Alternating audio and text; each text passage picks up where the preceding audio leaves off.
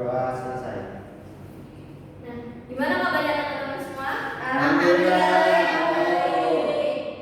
Gimana liburannya kemarin? Alhamdulillah. Menyenangkan. Piknik. Tambah seneng apa tambah malas buat belajar? Tambah seneng. Tambah masih agak malas tuh. Iya, nggak boleh kayak gitu ya. Semangat menunggu. Ya, kita masuk bab pertama ya. Kita akan bahas tentang perkembangan Islam di Indonesia. Udah ada yang belajar belum? Bukunya udah dibuka? Belum. Bukan halaman berapa, Bu?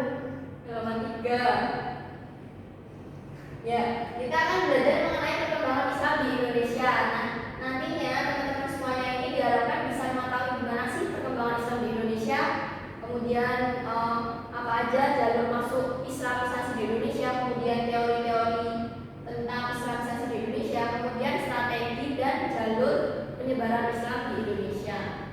Nah, yang nantinya di akhir pelajaran ini kalian akan ada tugas ya, biar kita belajar dari ini itu kayak ada hasilnya, ada outputnya gitu loh. Iya, Bu. Siap, Bu. Oke, lanjut ya. Ada yang tahu kayak itu berapa? Tambah orang mau naik kapal. Naik kapal. Ya, itu kayak banyak pedagang gitu ya.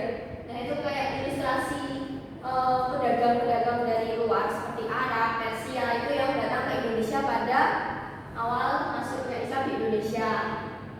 Kalau kita lihat ini kayak ada bayangan nggak nanti bakal apa ya? Ini kita akan membahas lebih dalam tentang apa? Awal mula masuknya Islam di Indonesia. Ya, tadi Pak siapa? Hanifah. Ya. Hanifah ya. Oke, lanjut ya. Lanjut. Lanjut, Kak. Ya, yang pertama itu situasi dan kondisi sebelum Islam datang. Nah, sebelum Islam datang pada abad ke-15 dan abad ke-16, wilayah Nusantara itu terjadi perubahan sosial yang luar biasa. Nah, perubahan ini dikarenakan apa? Nah, awalnya itu karena memang adanya persebaran Islam di Indonesia. Jadi kan sebelum Islam datang itu masyarakat sudah ada kepercayaan yakni hidup Buddha kan. Nah, kemudian ketika Islam datang otomatis kehidupan sosialnya itu pasti berubah.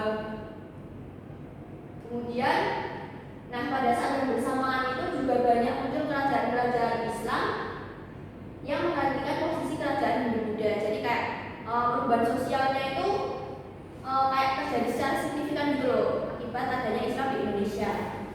Ya, lanjut.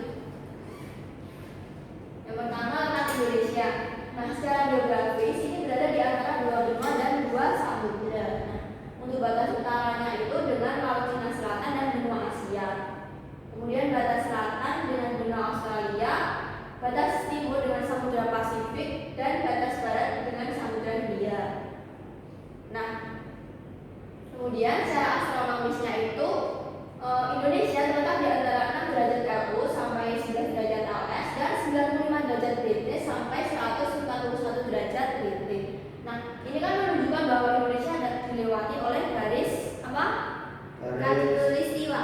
Ya, benar. Jadi Indonesia itu dilewati oleh garis khatulistiwa sehingga kita memiliki iklim yang tropis gitu. Jadi kayak banyak sekali rempah-rempah yang bisa tumbuh di Indonesia karena emang iklimnya itu tropis seperti itu. Oke, udah paham belum? Paham. Paham. Ya, lanjut. Bisa dibacakan, Mbak Hasna? Dua, kepercayaan. Mereka sudah memeluk agama Hindu, Buddha, dan sebagian menganut kepercayaan Kaktian. Ada juga yang memiliki kepercayaan Animisme dan dinamisme. Nomor 3, politik dan pemerintahan. Pertama, bukti-bukti tentang politik dan pemerintahan pada masa kerajaan Majapahit dengan menggunakan data-data yang telah didapatkan dari prasasti mereka dapat ditemukan bahwa bangsa Indonesia telah mengenal sistem politik dan pemerintahan jauh sebelum Islam masuk ke Indonesia.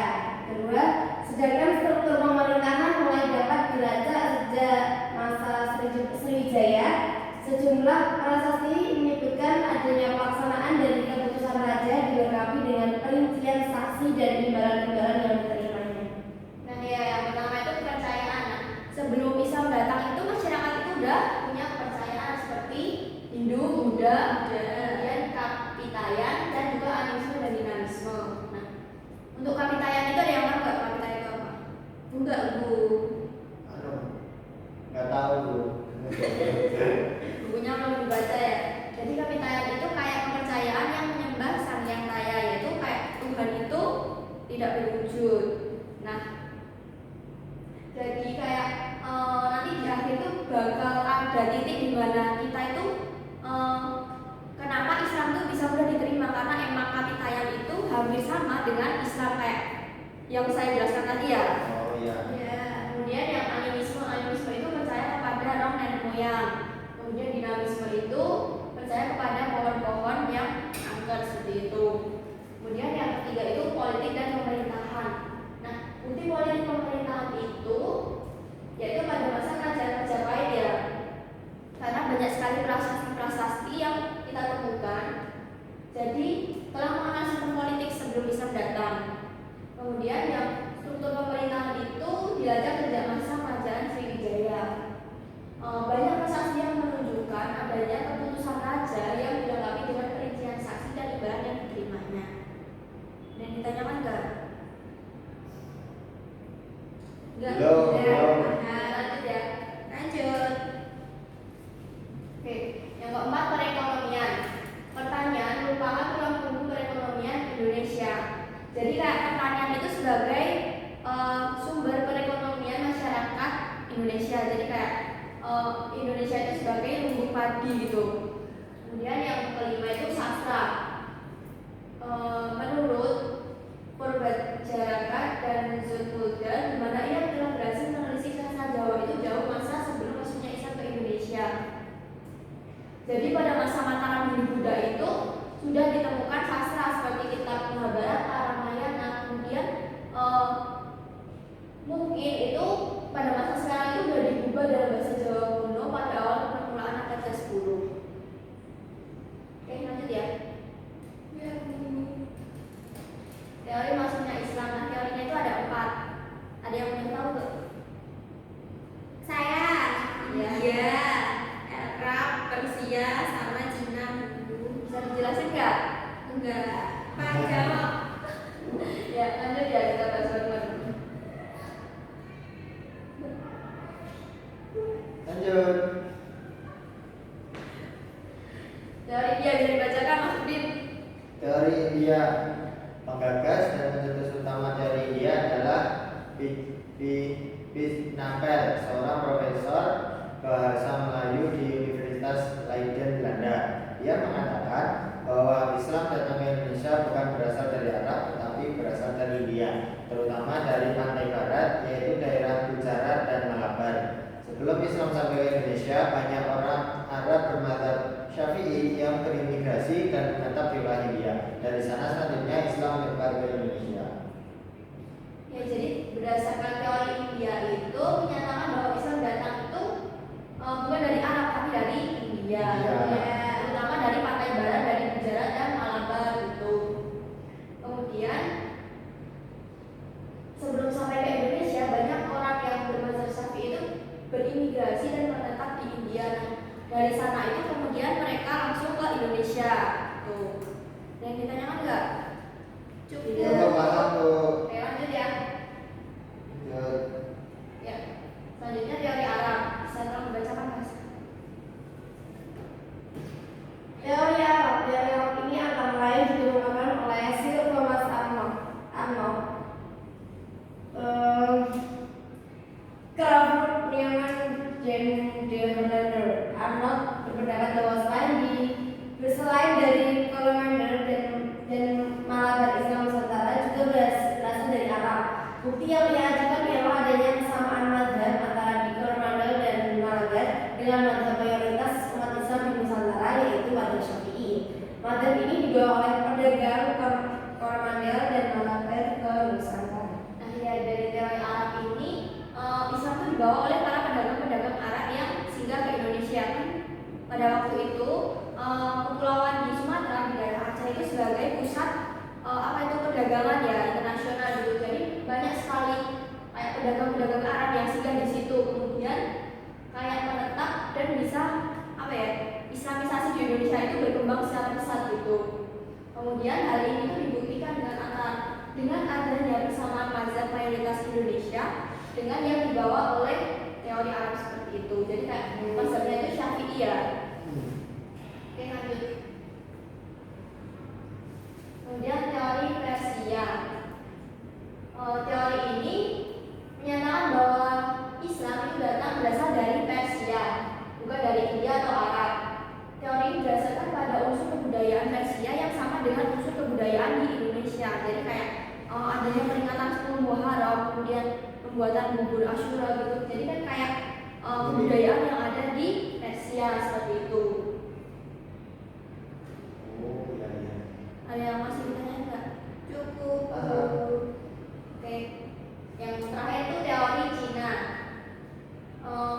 Teori ini berpendapat bahwa adanya peranan orang Cina terhadap proses Islamisasi di Indonesia. Nah, ini dibuktikan dengan apa? Jadi kayak banyaknya unsur kebudayaan Cina yang melekat pada kebudayaan Islam. Jadi kayak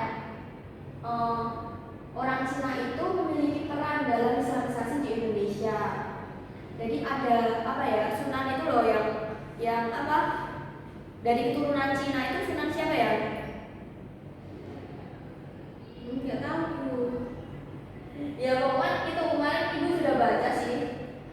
Sunan siapa ya, ibu lupa karena emang keturunan dari Cina gitu. Jadi salah satu wali songo itu ada yang keturunan Cina. Kemudian lanjut proses masuknya Islam di Indonesia. Ada yang udah belajar belum ini? Prosesnya gimana? Belum. Itu Bu, perdagangan, perkawinan, politik, pendidikan, kesenian, sama tasawuf. Ya, Mas siapa? Masukin Bu. Ya, satu. Ya, lanjut. Perdagangan. Nah, penyebaran Islam yang paling efektif itu adalah melalui jalur perdagangan. Nah, ini dimulai pada abad ke-7 sampai abad ke-16. Jadi kayak banyaknya pedagang-pedagang dari Arab, Persia, kemudian datang ke Indonesia itu untuk melakukan perdagangan. Nah, ketika mereka berdagang itu mereka sambil melakukan kayak Islamisasi gitu loh. Jadi kayak berinteraksi dengan masyarakat sekitar gitu. Nah, pada jalur perdagangan ini merupakan jalur yang memang paling efektif karena pada jalur ini tuh seorang raja atau bangsawan itu langsung turun dalam proses ini. Jadi raja itu turun dalam perdagangan gitu. Jadi kayak proses Islamisasi itu lebih cepat karena emang dari rajanya itu sudah masuk Islam gitu. Kemudian diikuti dengan rakyat-rakyatnya seperti itu. Oke, next. Perkawinan. Nah, pedagang muslim yang masuk ke Indonesia itu kalau dilihat dari ekonomi itu mereka mempunyai status sosial yang lebih dibandingkan dengan penduduk pribumi. Nah, dengan adanya interaksi antara apa ya, pedagang dari luar sama dengan penduduk pribumi ini tak jarang bisa berlanjut pada perkawinan.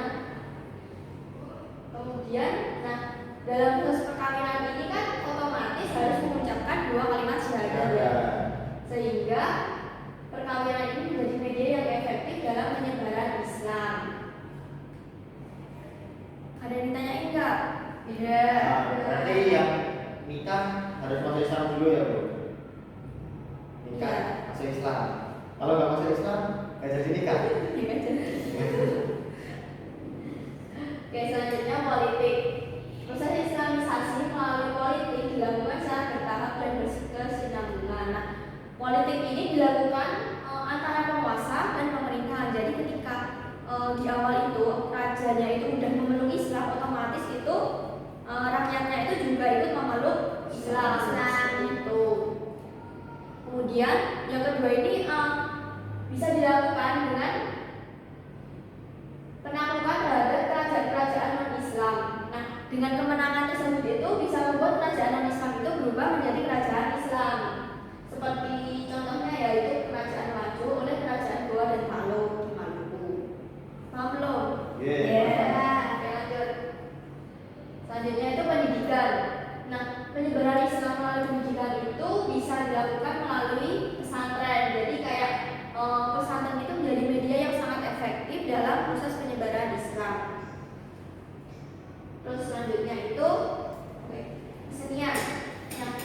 Islam sendiri melalui proses islamisasi melalui kesenian yang paling terkenal itu yaitu dengan menggunakan seni gamelan dan wayang.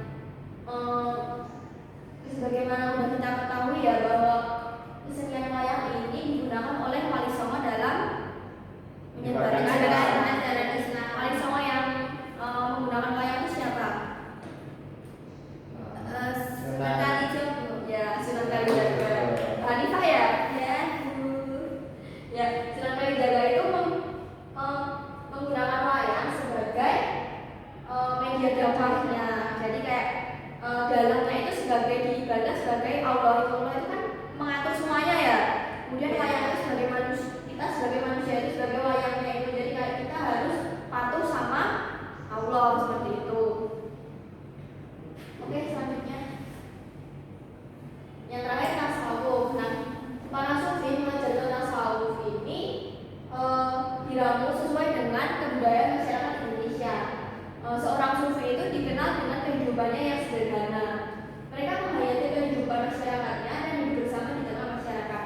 Jadi ini sangat sesuai ya sama kepribadian masyarakat Indonesia. Kemudian Islam sendiri juga dalam upacara-upacara atau tanggal-tanggal hari besar keagamaan itu tidak membutuhkan biaya yang mahal. Jadi kayak ini sangat sesuai dengan penduduk Indonesia. Jadi kayak Islam itu lebih mudah masuk ke masyarakat Indonesia seperti itu.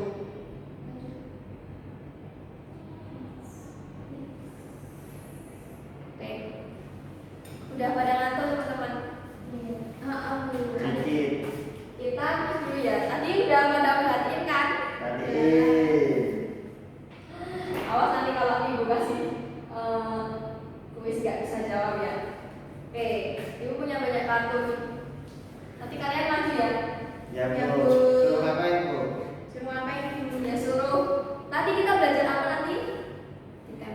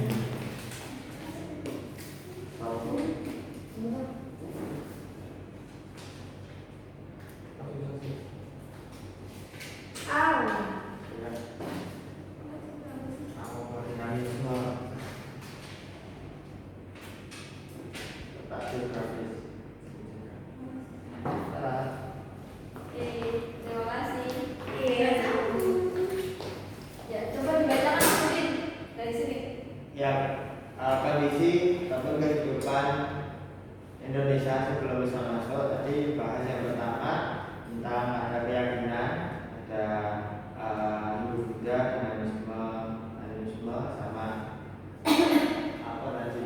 Kapitaria. Terus letak geografis, tadi batas-batas dibahas. Kemudian perekonomian sebelum Islam yang jadi petani masyarakat Indonesia, kemudian ada politik dan pemerintahan, sama tadi dibahas tentang sastra. Terima kasih. Ya, udah selesai. 100 ya buat Mas Udin. Berarti udah paham ya tadi? Ya, Bu. Oke, selanjutnya Mbak Anita minta tolong yang kedua, teori. Ya, tadi sudah membahas tentang teori masuknya Islam di Indonesia. Itu ada 4. Yang pertama ada teori Cina, kemudian ada teori Persia, kemudian yang ketiga ada teori India, dan yang terakhir ada teori Arab. Oke. Jadi ada 4 teori ya baru masuknya Islam di Indonesia. Ya, kemudian yang terakhir itu strategi atau proses Islamisasi di Indonesia. Bahasnya kalau dibacakan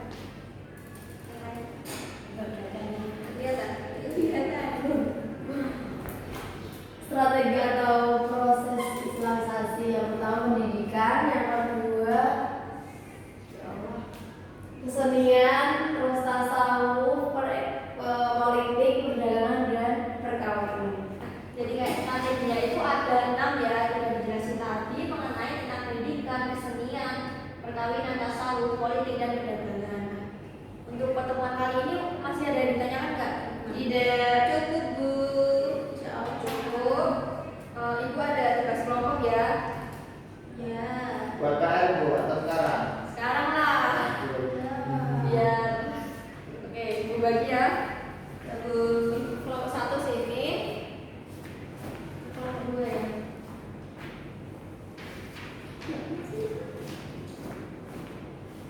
Ibu kasih waktu berapa? 5 menit ya? Ya. Oke. Nanti dikumpulin Bu. Nanti dipresentasikan perwakilan kelompok. Waduh. Ya Bu.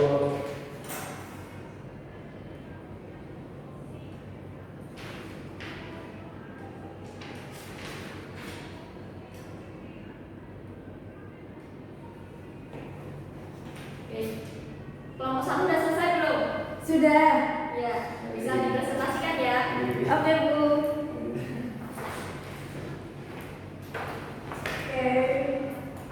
Lihatin ke teman-temannya. Coba diperhatikan ya. Teori masuknya Islam di Indonesia. Yang pertama teori India. Penggagas teori ini adalah Pitchneval, Islam dari India, dari pantai barat yaitu Gujarat dan Malabar. Itu yang kedua teori Arab, dikemukakan oleh Sir Thomas Arnold. Bukti adanya kesamaan mazhab antara Coromandel dan Malabar dengan mazhab mayoritas Nusantara yaitu Imam Syafi'i. Terus teori Persia, pembangun teori ini adalah Hussein Jadiningrat. Kebudayaan hidup masyarakat Indonesia mempunyai persamaan dengan Persia. Lalu yang terakhir ada teori Cina, dikemukakan oleh Emmanuel. Banyaknya unsur kebudayaan Cina ada dalam unsur kebudayaan Islam perlu dipertimbangkan peran orang-orang Cina dalam Islam di Nusantara. Gimana ya? Bener gak yang disampaikan? Iya, bener ya, Bu. Ya, kelompok 1 ya. Kemudian kelompok 2 bisa maju, Mas Bayudin. Ya, teman-temannya diperhatikan ya. Ya. Nah, perwakilan dari kelompok 2 kan menjelaskan strategi dakwah Islam di Indonesia yang tadi sudah kita pelajari. Yang pertama ada strategi lewat perdagangan. Nah, di sini para pedagang melakukan perdagangan dan hubungan dengan masyarakat Indonesia sambil mengajarkan ataupun menyebarkan agama. Nah, jalur ini efektif karena raja dan bangsawan turut dalam proses ini. Kemudian yang kedua ada lewat perkawinan. Nah, yang pedagang tadi udah jualan, kemudian masyarakat Indonesia kayak citlak. Nah, terus mereka nikah. Di situ para pribumi yang mau nikah sama pedagang Islam, dia harus syahadat dulu, makanya terus masuk Islam kayak gitu. Kemudian yang selanjutnya ada lewat politik, yakni Islamisasi dilakukan secara bertahap dan berkesinambungan antara penguasa dengan pemerintah. Selanjutnya ada pendidikan, ini lewat pesantren-pesantren kayak gitu. Jadi para pendakwah yang menyebarkan Islam mendirikan pesantren. Kemudian ada lewat kesenian yang tadi disampaikan Bu Melina, ada lewat gamelan atau wayang oleh para wali-wali. Yang terakhir ada tasawuf, yakni para sufi mengajarkan tasawuf yang diramu dengan ajaran yang sudah dikenal masyarakat. Jadi memang disesuaikan supaya Islam lebih mudah diterima masyarakat. Terima kasih Bu.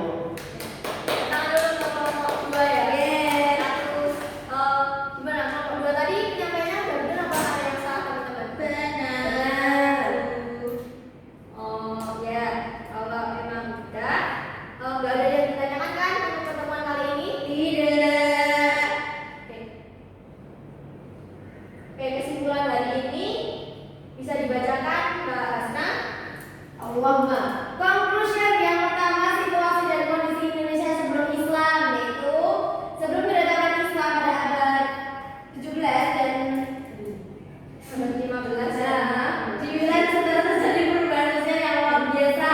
Lalu yang kedua, teori masuknya Islam di Indonesia ada 4. Yang pertama India, teori Arab, teori Persia, dan teori Cina. Lalu yang ketiga, strategi dakwah Islam ada 6, yaitu perdagangan, perkawinan, politik, pendidikan, kesenian, dan tasawuf. Oke, terima kasih. Oh, Iya. lanjut ya. Ya, Bu. Yang terakhir itu lanjut ya. Hikmah. Nah, dalam mengajarkan Islam itu kita harus menggunakan cara-cara yang ramah dan bijaksana. Nah, ini gunanya untuk apa? Agar bisa mengajak warga sekitar itu untuk memeluk Islam, bukan malah mereka benci pada Islam seperti itu.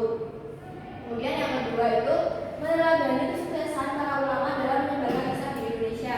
Para ulama itu kan menyebarkan Islam di Indonesia itu menggunakan cara yang ramah dan sesuai dengan budaya Indonesia. Nah, dengan hal itu Islam itu lebih mudah diterima dan para penduduk itu lebih mudah untuk proses Islamisasi seperti itu.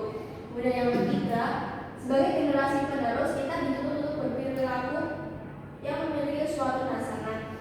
Kemudian yang terakhir, kita menyadari bahwa perjalanan sejarah itu perlu kita jadikan sebagai pemikiran dan peneladanan terutama dalam perjuangan para ulama. Nah, dari sini kita udah banyak belajar ya, ya Bu. Oke, sebelum kita tutup, Ibu ada tugas ya buat teman-teman semua, bisa dikerjakan nanti di rumah, di buku tugas kalian ya, nanti dikumpulkan di 2 hari dari sekarang, nanti bikin di email Ibu, ditulis yang rapi sebelum tanggal 11 Mei pukul 22 ya. Ya Bu. Terima kasih Bu.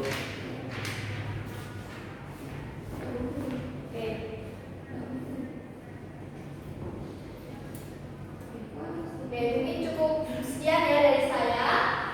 Apabila banyak salah Ibu mohon maaf. Wassalamualaikum warahmatullahi wabarakatuh. Waalaikumsalam warahmatullahi wabarakatuh. Terima kasih.